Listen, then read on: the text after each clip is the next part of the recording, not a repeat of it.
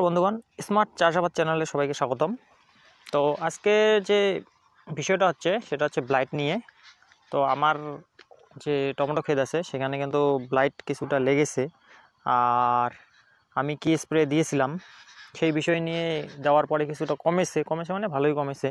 আপনাদের যদি এরকম ধরনের ব্লাইট লাগে তো আপনারা কি দিবেন, তো সেই বিষয়ে আজকে ভিডিওটা।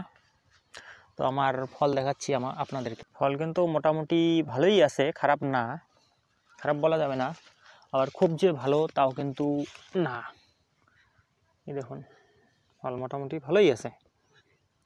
উপরে কিন্তু একদম ফল নাই, যা আছে নিচে ফল আছে, উপরের ফল কিন্তু এখনও শুরু হয় নাই। এই যে আস্তে আস্তে শুরু হইতেছে, এই যে দেখুন ছোটো ছোটো এগুলো কিন্তু। আর হাইট মোটামুটি চলে গেছে আমার টমেটো গাছ এই 4.5 ফুট। তো প্রথমে আপনাদেরকে দেখাচ্ছি ব্লাইট। তো এই যে হচ্ছে ব্লাইট, এই দেখুন আপনারা দেখছেন শুকিয়ে যাচ্ছে, কমতেছে ব্লাইটটা, ঠিক আছে। আরও আছে, এই যে দেখুন এটাও কিন্তু ব্লাইট, এটা কিন্তু লেট ব্লাইট, ঠিক আছে। আর আর্লি ব্লাইটও কিছুটা লাগছে, হালকা হালকা আর্লি ব্লাইটও ছিল। এই যে এইদিকেও দেখুন হালকা হালকা ব্লাইট আছে, লেট ব্লাইট। আর ফল ধসাও কিন্তু দুই একটা লাগছে আমার, এই যে একটা ফল ধসা যেমন, ফলেও কিন্তু দুই একটা ছিল, এই যে এটা কিন্তু ফল ধসা, ঠিক আছে। এটাও কিন্তু খুব খতরনাক। আস্তে আস্তে কিন্তু এটা যদি আপনারা যদি স্প্রে না দেন, আস্তে আস্তে কিন্তু পুরাটাই কিন্তু আপনাদের ক্ষেতটাকে শেষ করে দিবে।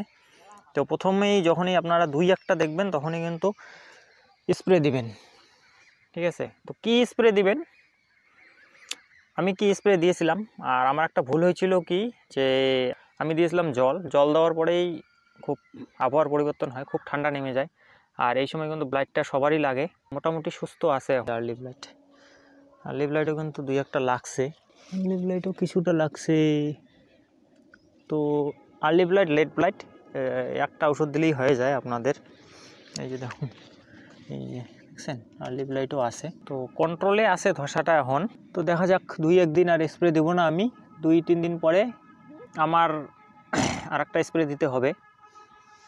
আর সাইজ কিন্তু খারাপ সাইজ হয় নাই, খুব ভালো সাইজ। আপনারা দেখুন মোটামুটি 100 গ্রাম মনে হয়ে যাবে সাইজ, 100 না হলেও 80-90 গ্রাম তো হবেই। প্রথমে কিন্তু আপনাদের যদি না আসে, একদম ব্লাইট যদি না থাকে, তাহলে কিন্তু আপনারা ম্যাঙ্গোজেব অর্থাৎ M45 যে আছে ইন্দোফিলের, সেটা দিতে পারেন।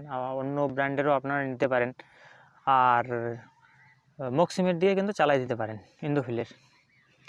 আর যদি আপনাদের ব্লাইট যদি দুই একটা আপনারা যদি দেখেন যে না চলে এসেছে, তাহলে আপনারা ফার্স্ট টাইম হচ্ছে টাটার ব্লাইটক্স আছে, ক্রিস্টালের ব্লু কপার, কন্টেন্টটা হচ্ছে কপার অক্সিক্লোরাইড, সেটা দিলে আপনাদের ভালো কন্ট্রোলে চলে আসবে। তারপর নেক্সট যেটা আপনারা করবেন সেটা হচ্ছে মোটামুটি 3 থেকে 4 দিনের মাথায় আপনারা এমিস্টার টপ আর একটা যদি মেরে দেন, তাহলে কিন্তু ব্লাইটটা পুরোপুরি কন্ট্রোলে চলে আসবে। আর যদি দেখেন যে আবহাওয়া পরিবর্তন না হয়, তাহলে কিন্তু আপনারা নেক্সট আপনারা কিন্তু একটা নেটিভও মেরে দেবেন। একই ঔষধ বারবার কিন্তু কন্টিনিউ চালাবেন না, ঠিক আছে, চেঞ্জ করে চালাবেন, আবার সেটাকে রিপিট করবেন, তাহলে ব্লাইট আসবেই না আপনার। ভিডিওটা কেমন লাগলো আপনারা কমেন্টে জানাবেন। আর জল দেওয়ার যে ভিডিও আছে, জল দেওয়ার পরে সার কীভাবে দেবেন, সার একদম পুরোপুরি লাগবে।